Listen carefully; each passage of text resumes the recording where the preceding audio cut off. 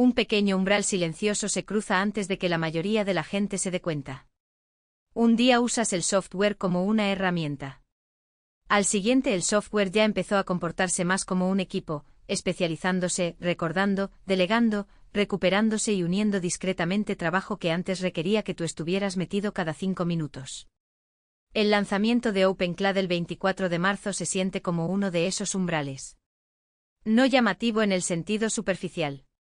Llamativo en el sentido peligroso porque una vez que ves lo que cambió, tus expectativas sobre cómo debería comportarse un sistema de agentes ya no van a volver atrás. Soy Nova, esto es OpenCloud Daily, y hoy vamos a hablar de ese tipo de lanzamiento que cambia tu postura de trabajo. No tu fondo de pantalla. No tu app de checklist. Tu postura. El lanzamiento de OpenCloud el 24 de marzo es uno de esos momentos en los que un proyecto deja de sentirse como un kit prometedor y empieza a sentirse como infraestructura. Esa es una afirmación fuerte desde el primer segundo. Lo es, y lo digo en serio. Porque los lanzamientos anteriores fueron importantes, pero sobre todo en el mismo sentido en que la plomería es importante. Limpieza, refactors, correcciones de bugs, ajustes de nombres, modernizar caminos viejos. Buen trabajo. Trabajo necesario. Pero este lanzamiento cambia lo que puedes pedirle al sistema y esperar razonablemente que termine sin que tengas que estar vigilándolo. O sea, la afirmación no es solo, el changelog impresiona. La afirmación es, tu flujo de trabajo de un martes por la tarde ahora sí puede verse distinto. Exactamente. Si construyes cosas, operas sistemas, usas mucho OpenCloud, sinceramente solo estás experimentando con flujos de agentes autoalojados, este lanzamiento debería importarte por una razón muy simple. Mueve trabajo desde la capa de pegamento humano hacia el propio sistema. Y quiero ajustar expectativas. No vamos a leer el changelog línea por línea. Eso sería una pérdida de tiempo. Correcto. Vamos a hacer la versión útil. 5 segmentos. 5 cambios. ¿Qué cambió? Porque importa, como se ve en la vida real y donde conviene mantener el escepticismo. Porque parte de esto es genuinamente potente y otra parte es lo bastante potente como para que convenga desconfiar un poco antes de confiar del todo. Lo cual, siendo justos, es exactamente como deberías sentirte con cualquier lanzamiento de agentes que empieza a hablar de delegación y de una memoria más inteligente. Totalmente. Así que aquí va la hoja de ruta. Subagentes anidados. Un sistema de memoria mucho más serio. La capa de compatibilidad con OpenAI, y lo que significa para el self-hosting. Madurez de plataforma en Teams y Discord. Y luego la conclusión para Builders, que significa todo esto en conjunto. Y si estás escuchando por el titular, creo que es el techo subió. OpenCloud está menos interesado en ser un asistente ingenioso y más en convertirse en una capa operativa, duradera para trabajo con agentes. Empecemos por lo que suena más dramático y probablemente es lo más práctico, subagentes anidados. OpenCloud ahora soporta profundidad configurable de subagentes, lo que significa que un agente puede crear otro agente, y ese agente hijo puede crear otro más, hasta el límite que hayas definido. Eso suena a adorno de ciencia ficción. En la práctica, es compresión de flujo de trabajo. Vale, define el estado anterior sin rodeos. Antes, si querías verdadera especialización, tú eras quien orquestaba. Le dabas una tarea a un agente. Llegaba hasta cierto punto, se daba cuenta de que necesitaba otro especialista y entonces el humano, tú, tenía que intervenir. Crear otra sesión.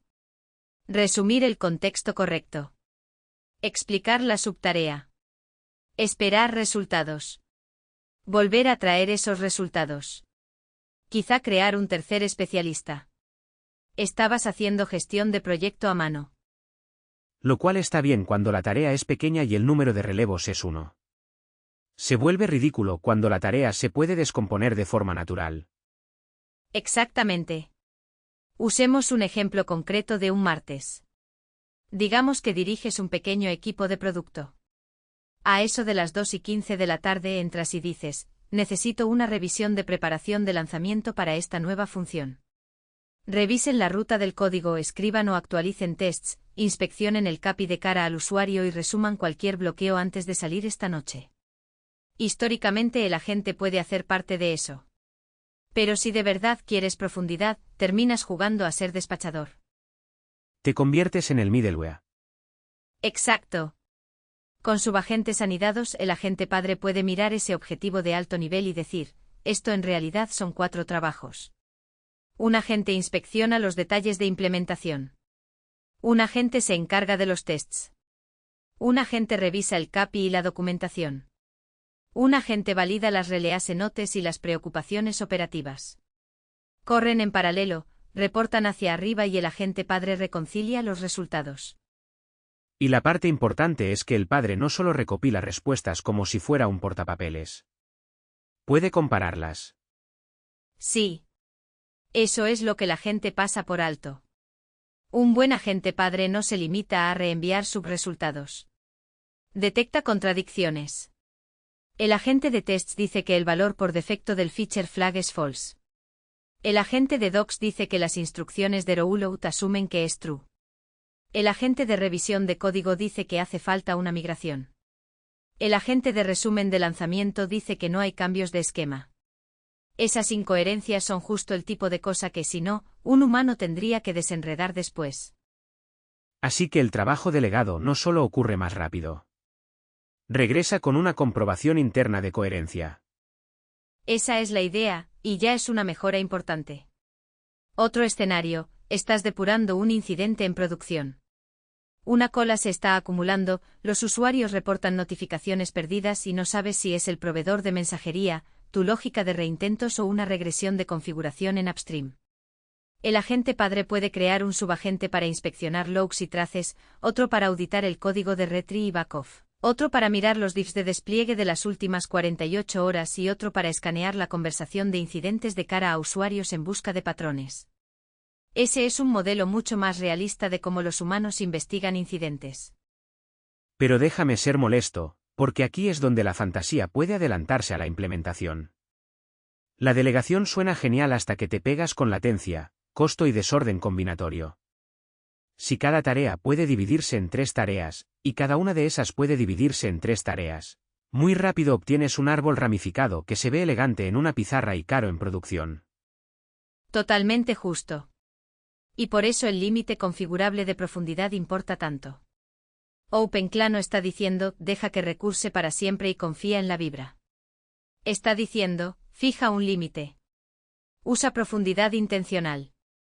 Respeta que cada capa adicional te compra especialización, sí, pero también costo de tokens, sobrecarga de coordinación y nuevos modos de fallo. Lo que significa que la forma madura de usar esto no es, wow, infinitos becarios. ¿Se parece más a, cuáles son 1 o 2 capas de descomposición que realmente ayudan a mi problema? Exactamente. En la mayoría de los casos realistas, profundidad 2 o 3 basta. El usuario le pide algo al agente padre. El agente padre crea especialistas.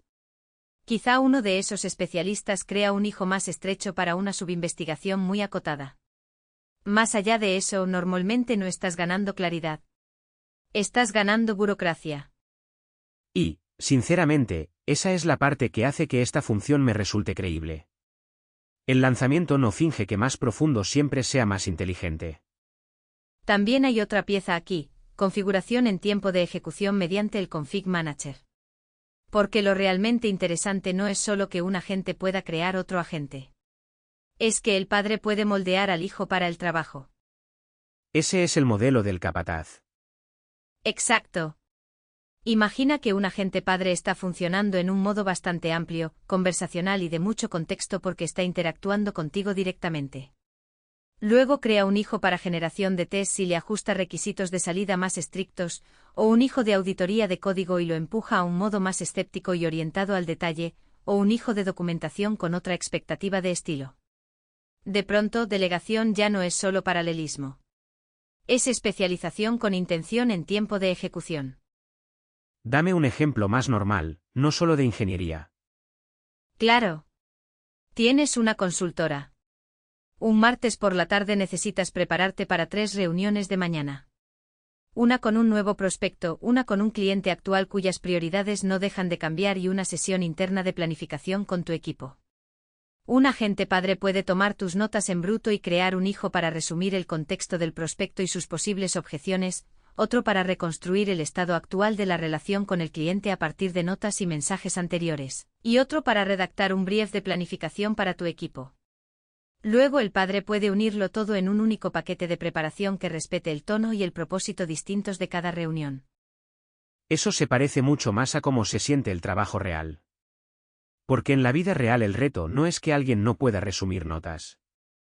Es que estás manejando 4 tipos de contexto y todos necesitan un tratamiento distinto. Exacto.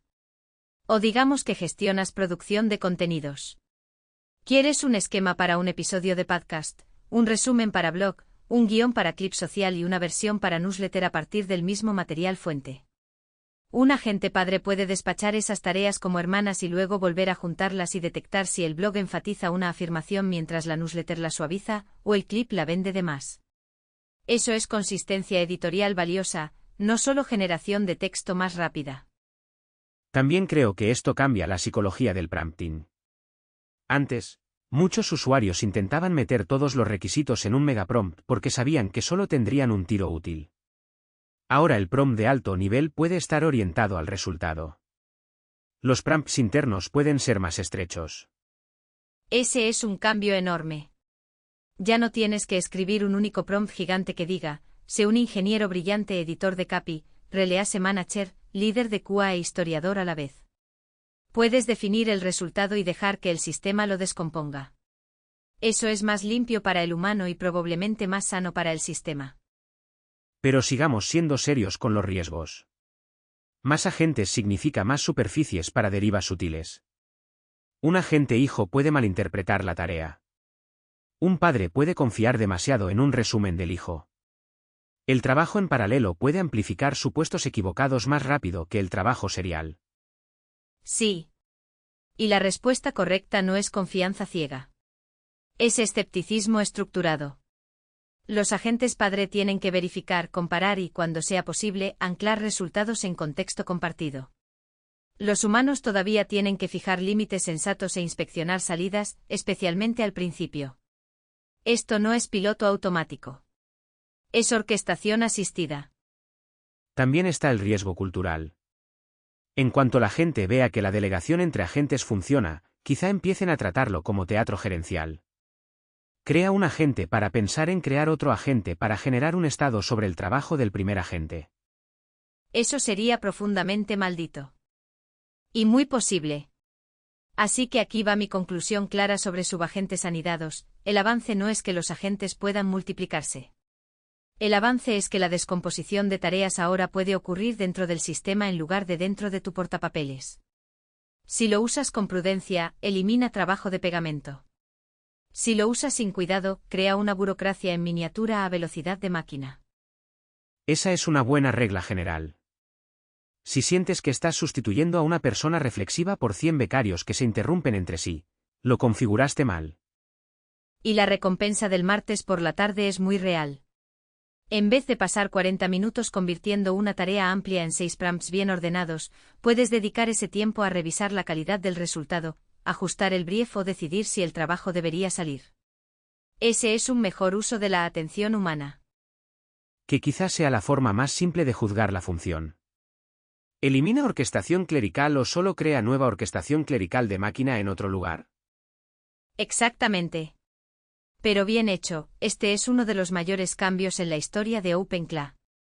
Porque por primera vez el sistema puede comportarse menos como un solo asistente inteligente y más como un pequeño equipo coordinado. El segundo gran cambio es la memoria, y sinceramente creo que este puede envejecer incluso mejor que la parte de agentes anidados. Porque la delegación entusiasma, pero la memoria es donde vive la fiabilidad. OpenCLA está yendo más allá de un modelo ingenuo de ojalá la ventana de contexto aguante y entrando en algo más duradero: recuperación híbrida, caché y compactación adaptativa. Lo cual suena a sopa de infraestructura hasta que has sufrido los viejos modos de fallo. Exactamente. Hagamos el antes y el después en términos humanos. Antes de este tipo de renovación, las sesiones largas con agentes tenían un arco familiar. ¿Primeros 20 minutos? Genial. El modelo recuerda todo, es coherente, hace conexiones. ¿A los 45 minutos? Empieza a hacer preguntas que ya respondiste. Vuelve a proponer soluciones que descartaste. Olvida porque se abandonó cierta ruta. A la hora y media, más que usar a la gente, estás rehidratándolo manualmente. Y ese es el impuesto oculto de los flujos de agentes. La gente habla mucho de calidad de generación, calidad de razonamiento, acceso a herramientas. Pero si el sistema no puede mantenerse coherente a lo largo de una sesión de trabajo real, el humano termina haciendo mantenimiento de memoria. Y eso es miserable. Correcto. Entonces, ¿qué hay de nuevo? Primero, búsqueda híbrida BM25 más vectorial. BM25 es muy bueno para recuperación exacta o casi exacta por palabras clave. La búsqueda vectorial es buena para similitud semántica, encontrar cosas conceptualmente relacionadas aunque no usen las mismas palabras. Si solo usas búsqueda vectorial, el recuerdo exacto puede ponerse raro. Si solo usas búsqueda por keywords, desaparece la flexibilidad semántica. Combinarlas te da una superficie de memoria más útil. Dame la versión de un martes por la tarde. Preguntas, ¿qué decidimos sobre rate limiting después de aquella revisión del incidente? Si el sistema de memoria se inclina demasiado por similitud semántica, podría traer conversaciones sobre rendimiento, colas, reintentos o traffic shaping que se sienten cercanas pero no son el registro real de la decisión. BM25 ayuda a sacar los fragmentos que literalmente mencionan rate limiting e incident review. La búsqueda vectorial ayuda si los términos exactos cambian, quizá la conversación usó throttling o burst controls en su lugar. Juntas, te dan más probabilidades de encontrar lo que realmente querías decir. Lo que significa menos respuestas fantasma en las que la gente recuerda con seguridad la reunión equivocada. Exactamente. Otro escenario, estás trabajando en una función durante varios días. El lunes hablas de alcance de AUS. El martes decides posponer un edge case. El miércoles empiezas a implementar y le preguntas a la gente, ¿por qué decidimos no incluir aquí una override a nivel de organización? Un sistema de memoria débil te da una respuesta improvisada. Uno más fuerte recupera la justificación real de la discusión del martes. Eso reduce la relitigación accidental. Y cualquiera que haya trabajado en un equipo real sabe cuánto tiempo se quema en relitigación accidental. Muchísimo tiempo. La segunda pieza son las mejoras en caché de embeddings. Que otra vez suena aburrido hasta que entiendes el efecto. Si el sistema sigue embebiendo los mismos documentos, notas o fragmentos una y otra vez a través de flujos repetidos, estás pagando costo y latencia sin ninguna buena razón. Cachear esos embeddings significa que el sistema puede recuperar más rápido y más barato cuando trabajas con material recurrente. Esto importa para la gente que de verdad vive en el sistema todos los días. Si consultas una y otra vez las mismas notas operativas, los mismos docs de proyecto, los mismos historiales de clientes, no deberías pagar un impuesto de frescura cada vez. Exacto. Y luego llegamos a la parte que creo que silenciosamente es la más importante, la compactación adaptativa. Esto es OpenCLA admitiendo que las sesiones largas ya no son excepcionales. Son normales.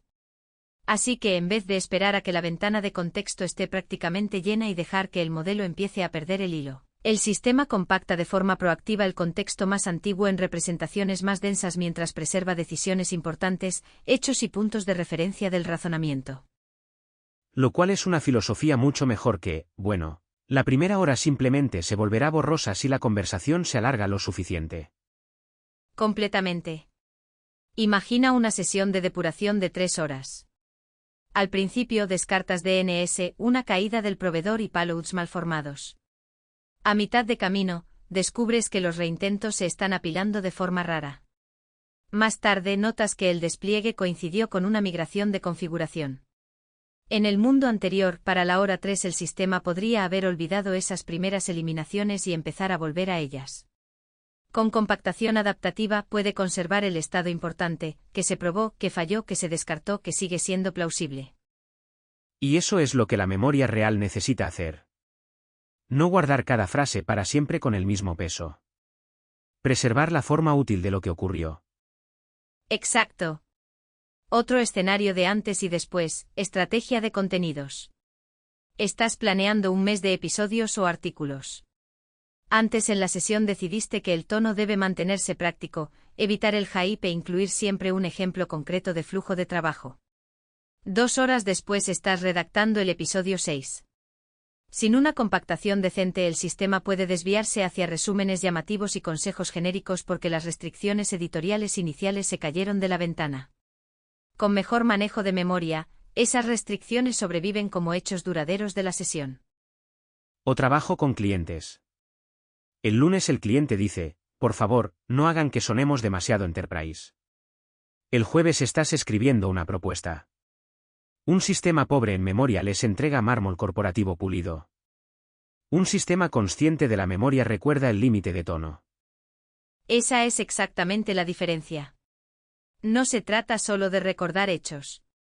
Se trata de recordar decisiones, restricciones de estilo, caminos prohibidos y las cosas que el humano ya está cansado de repetir. Si quiero presionar en la parte de retrieval, porque la búsqueda híbrida no es magia. La gente oye BM25 más vectorial y piensa, así, resuelto. No está resuelto. Correcto. La calidad de búsqueda sigue dependiendo de la estrategia de chunking, los metadatos y la forma de tus datos. Si tus notas son desordenadas, tus títulos son vagos o tus fragmentos parten justo por la mitad de ideas importantes, la recuperación seguirá siendo ruidosa. Este lanzamiento mejora el motor, pero no elimina la necesidad de higiene informacional. Bien. Porque creo que uno de los peores hábitos en herramientas de IA es fingir que el diseño del sistema puede compensar. Material fuente terrible. Si tus notas dicen cosas como ideas varias y pensamientos de seguimiento 2, entonces sí. La recuperación de memoria todavía puede sentirse embrujada. Muy embrujada. También está la interfaz Pluggable de Context Engine, que importa más a los builders que a los usuarios casuales. Si estás construyendo sobre OpenCLA y el backend de memoria por defecto no encaja con tu escala, tus requisitos de residencia de datos o tu infraestructura existente, el sistema se está volviendo más modular. Eso significa que puedes tratar la capa de memoria como un componente reemplazable y no como una caja negra. Esa es una señal fuerte de madurez. El proyecto está diciendo, tenemos defaults, pero no fingimos que todo el mundo vaya a vivir en ellos para siempre. Exacto. También significa que los equipos pueden experimentar.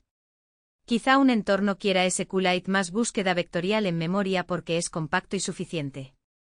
Otro quiere un stack de retrieval más especializado integrado en operaciones existentes. Esa flexibilidad importa si OpenCLA va a convertirse en infraestructura real y no solo en un juguete local interesante. Déjame dar un ejemplo más en lenguaje normal. Digamos que eres fundador. A las 11 de la mañana estás hablando de actualizaciones para inversores, notas de contratación, bugs de producto y seguimientos con clientes. A las 3 de la tarde preguntas, ¿cuáles son las 3 cosas que prometí hoy? Un sistema débil te da un resumen motivacional. Un sistema de memoria mejor reconstruye los compromisos reales. Ese es un ejemplo buenísimo. O un líder de soporte intentando entender si un patrón de quejas es nuevo o solo se siente nuevo. O una profesora construyendo clases a lo largo de varias sesiones. O alguien gestionando automatizaciones del hogar a través de semanas. La memoria real trata de continuidad. Y la continuidad es la diferencia entre una demo encantadora y un sistema confiable. Así que tu argumento es que hacer real la memoria no es glamoroso, pero es lo que permite que todo lo demás importe. Exactamente. Porque agentes delegados sin memoria duradera se vuelven caóticos.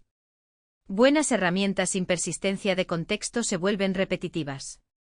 La renovación de memoria es lo que permite que OpenCLA sostenga trabajo más serio durante periodos más largos. Reduce las probabilidades de que el humano tenga que seguir arrastrando la sesión de vuelta a las vías. Que sinceramente es uno de los elogios más importantes que puedes hacerle a un framework de agentes. Desperdicia menos tu atención. Ese es el sueño. No inteligencia infinita. Solo menos impuesto innecesario sobre la atención. El tercer cambio es la capa de compatibilidad con OpenAI, y esta es una de esas funciones que puede sonar a plomería pero en realidad es estratégica. OpenCLA ahora expone endpoints nativos del gateway como /v1/models y /v1/embeddings, lo que significa que más herramientas compatibles con OpenAI pueden hablar con él directamente sin capas raras de traducción. Eso no es solo comodidad. Es interoperabilidad. Y la interoperabilidad es lo que separa un proyecto de un silo. Si todo a tu alrededor ya espera la forma de la API de OpenAI, ser compatible significa que puedes integrarte sin pedirle a cada herramienta upstream que aprenda tu dialecto privado. Exactamente. Piensa en la consecuencia práctica. Si tienes herramientas, librerías o flujos de trabajo construidos alrededor del ecosistema del SDK de OpenAI, LangChain, Llama Index, scripts internos a medida, pipelines de retrieval, frontends locales, pueden apuntar al gateway de OpenClaw y seguir hablando un lenguaje que ya entienden. Lo cual es especialmente importante para embeddings. Porque una vez soportas bien los endpoints de listado de modelos y embeddings, de repente mucha infraestructura de RAG se vuelve mucho más fácil de redirigir. Exacto.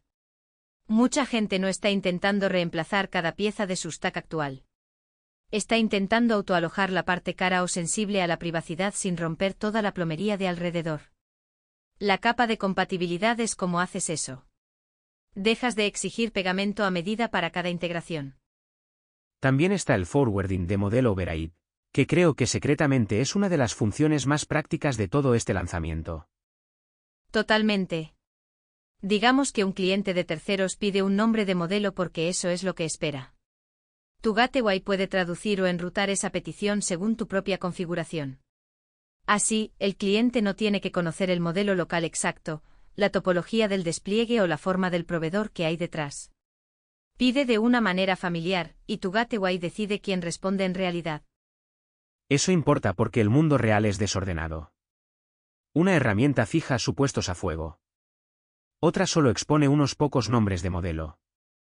Otra está pensada para APIs alojadas y se comporta raro con backends locales. El enrutamiento a nivel de gateway te deja normalizar mucha de esa fealdad. Y luego llegamos al self-hosting. Si tienes hardware local serio, o incluso simplemente una configuración razonablemente capaz con varias máquinas, OpenClaw cada vez está más preparado para actuar como la capa de API entre tus herramientas y tus modelos. Ese es un cambio enorme. En lugar de que tu entorno autoalojado sea este frágil experimento científico personalizado, empieza a comportarse como un límite de servicio real. Lo cual es importante psicológicamente. La gente tolera complejidad local si la superficie exterior es estable. Si tu clúster local puede fingir, en el mejor sentido posible, ser una API confiable, entonces a tus apps deja de importarles tanto lo que hay debajo. Hagamos un escenario concreto. Estás construyendo un asistente interno de investigación para tu empresa. Ya tienes un pipeline de retrieval construido alrededor de embeddings compatibles con OpenAI, un frontend que espera enumeración de modelos y un conjunto de scripts que pasan nombres de modelo en cierto formato. Antes de esto, autoalojar podía significar rehacer media pila o levantar chimps frágiles. Ahora puedes apuntar el sistema al gateway de OpenClaw y conservar mucha más lógica existente. Otro ejemplo, una carga de trabajo sensible a la privacidad. Notas legales, flujos cercanos al ámbito médico, planificación interna de producto, cosas que de verdad no quieres que salgan rebotando a una API de terceros si puedes evitarlo. Compatibilidad significa que puedes redirigir sin reeducar cada herramienta de la cadena. Exactamente. Y ahí es donde la frase drop-in replacement empieza a sonar creíble. No universal, no perfecta, no con todos los casos límite resueltos. Pero mucho más plausible que antes. También creo que esto forma parte de que OpenClaw madure del entorno de agentes a plataforma de agentes. Una plataforma no solo ejecuta sus propios flujos. Se convierte en aquello sobre lo que otros flujos pueden apoyarse. Sí. Ese es el significado más amplio. Si la compatibilidad solo sirviera para decir, miren, nosotros también hablamos OpenAI, sería humo de marketing. Pero cuando reduce fricción de migración, soporta enrutamiento de modelos locales y hace viable la infraestructura autoalojada dentro de ecosistemas existentes, se vuelve estratégicamente importante. Aún así, aquí sigue habiendo una advertencia. La compatibilidad con OpenAI es una promesa con muchos casos límite implícitos. Los endpoints fáciles son fáciles. Los comportamientos y supuestos raros dentro de algunos clientes son donde vive el dolor. Absolutamente. Nadie debería oír capa de compatibilidad y asumir que todas las herramientas, en todas partes, se van a portar perfecto para siempre. Habrá asperezas. Algunos clientes dependen de rarezas no documentadas. Algunas librerías son sorprendentemente rígidas. Pero comparado con requerir adaptadores personalizados para todo, esto es un paso enorme. Y para la gente del self-hosting, también es una señal de confianza. El proyecto está invirtiendo en ser un buen ciudadano dentro del ecosistema más amplio de herramientas de IA, no solo en insistir en que todo el mundo viva dentro de su propia UI y sus propias convenciones. ¿Qué es el instinto correcto? Si te tomas en serio el self-hosting, no quieres un castillo con una sola puerta y sin caminos. Quieres un centro de tránsito. La capa de compatibilidad hace que OpenClaw se parezca más a eso, un intermediario capaz de coordinar inteligencia local, memoria, tooling y clientes externos mediante una forma compartida de API. Esa es una historia mucho más duradera que tenemos una interfaz local bonita. Mucho más duradera. Y una vez conectas eso con los agentes anidados y una memoria mejor, la imagen se aclara. OpenClaw no solo está intentando responder prompts. Está intentando convertirse en la superficie donde el trabajo local, delegado y consciente del contexto realmente puede ocurrir y conectarse con el resto de tu stack. El cuarto cambio es la madurez de plataforma, y aquí es donde un proyecto empieza a demostrar si quiere ser infraestructura para organizaciones reales o solo un sistema querido por usuarios avanzados. El trabajo de migración de OpenClaw en Microsoft Teams, junto con mejoras continuas en Discord y otras plataformas, te dice que la ambición ahora es más amplia. Hablemos primero de Teams, porque ahí es donde la frase madurez de plataforma se pone realmente a prueba con expectativas enterprise. Exacto. Las integraciones con Teams son brutales de una manera útil porque castigan las asperezas de inmediato. Si los indicadores de escritura se sienten mal, si faltan respuestas en streaming, si el onboarding es torpe, si la salida de IA no está claramente etiquetada, la gente no solo lo nota, desconfía de todo el sistema. Así que la migración de SDK y el soporte de funciones allí importan más allá de la lista literal de features. Las respuestas en streaming son más importantes de lo que algunos ingenieros creen. Los usuarios perdonan que una buena respuesta tarde si pueden verla llegar. Odian el silencio muerto. Sí. Una espera estática se siente rota. Una respuesta en streaming se siente viva. Eso no es cosmético. Es fiabilidad percibida. Luego están las welcome cards, que parecen pequeñas hasta que despliegas un asistente en un entorno ocupado y te das cuenta de que nadie sabe qué hacen y cómo se supone que deben hablarle. Una welcome card es básicamente la diferencia entre un asistente integrado y un visitante sin explicación. Y la parte de etiquetado de IA no es opcional en muchos lugares de trabajo. Exactamente. La transparencia importa. En algunos entornos es cumplimiento. En otros es simplemente confianza. Si un asistente participa en la conversación, los usuarios necesitan señales claras. Lo mismo con los indicadores de escritura, tranquilizan a la gente al mostrar que el sistema está funcionando en vez de quedarse colgado en silencio. Creo que la historia más grande es esta. Soportar bien Teams significa lidiar con una plataforma donde el contexto social pesa más.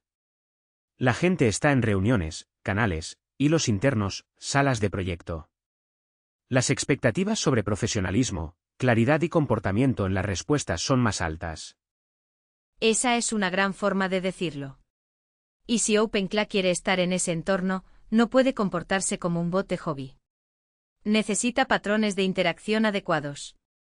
Este lanzamiento lo mueve en esa dirección.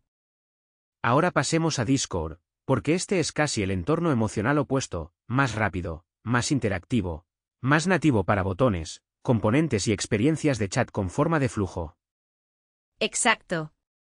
Y por eso la historia de Kempounen sube 2 importa. Los usuarios de Discord no quieren que toda interacción sea teatro de comandos de texto para siempre. Botones, modals, menú select, esas son la diferencia entre chatear con un bot y usar una aplicación que casualmente vive dentro del chat.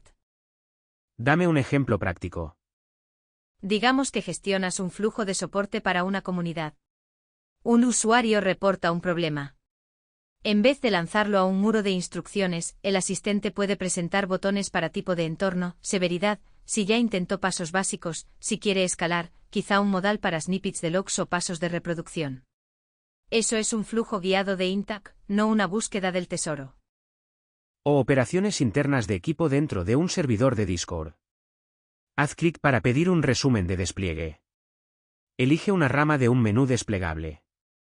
Confirma si quieres Prad o Staging. Usa un modal para release notes. Eso es mucho más natural que memorizar sintaxis de comandos. Exactamente. Y creo que eso forma parte de que el proyecto madure, interacciones nativas de la plataforma en vez de fingir que toda superficie de chat es solo una terminal con emojis. Discord es especialmente bueno para eso porque sus primitivas de UI invitan a apps ligeras. Que OpenClaw lo soporte significa que los builders pueden crear flujos más ricos sin salir del canal. También hay otra señal de madurez aquí. Una vez que soportas bien varias plataformas serias, tu arquitectura tiene que limpiarse. Ya no puedes esconder supuestos sobre el modelo de hilos, el patrón de AUS o las capacidades de mensajería de una plataforma en rincones aleatorios. Exacto. Teams, Discord, Telegram, Facebook, Lark, una vez que todos esos pasan a ser preocupaciones de primera clase, las abstracciones subyacentes tienen que solidificarse. Ese es trabajo de ingeniería doloroso, pero así es como un framework se vuelve realmente multiplataforma en vez de solo nominalmente multiplataforma. Y para los equipos que evalúan dónde construir, eso importa. No quieren oír, sí, técnicamente funciona en su plataforma, pero la buena experiencia está en otra parte. Exactamente.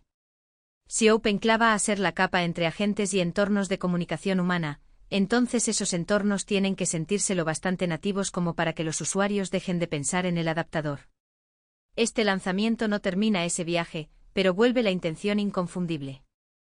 También me gusta lo que esto dice sobre la postura del producto. El proyecto no solo persigue trucos de modelo. Está invirtiendo en el trabajo poco glamoroso de hacer que los asistentes se comporten bien donde la gente ya trabaja. Así es como construyes confianza. El razonamiento sofisticado es interesante. El diseño de interacción sensato es lo que consigue adopción. Si el asistente aparece en Teams como un participante competente y en Discord como una herramienta interactiva y ágil, la gente lo va a usar más, y lo va a usar para cosas más serias. Así que la historia de madurez de plataforma es menos, añadimos algunas affordances de UI, y más, el framework está aprendiendo a habitar espacios humanos sin sentirse alienígena. Exactamente. Y cuando lo combinas con mejor memoria y delegación, el resultado es un sistema que no solo es más capaz en aislamiento, es más desplegable allí donde los grupos reales ya coordinan trabajo.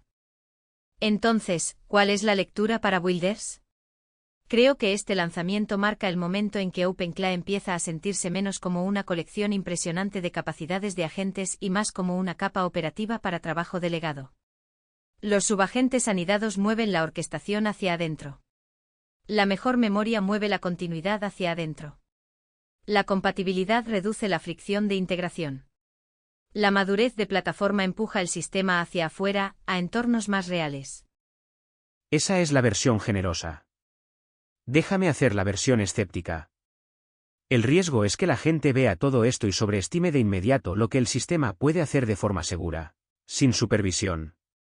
Van a subir la profundidad, confiar en cada recuperación, asumir que compatibilidad significa sustitución perfecta y confundir una UX de chat más rica con robustez garantizada. Es justo. La postura sabia no es confianza ciega.